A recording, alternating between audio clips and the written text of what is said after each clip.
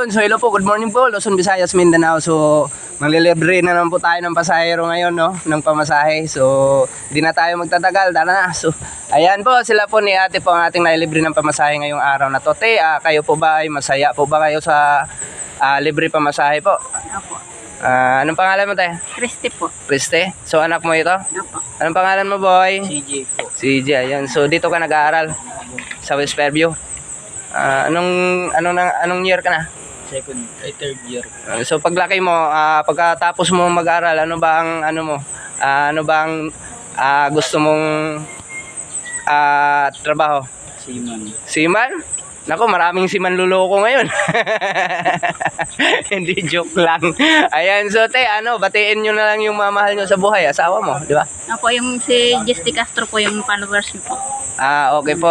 Followers po kita? Opo, at So, yung asawa ko po. Ayun, so hindi po talaga ako nagkakamali na ililibre ko yung pasahero ko kasi followers pala.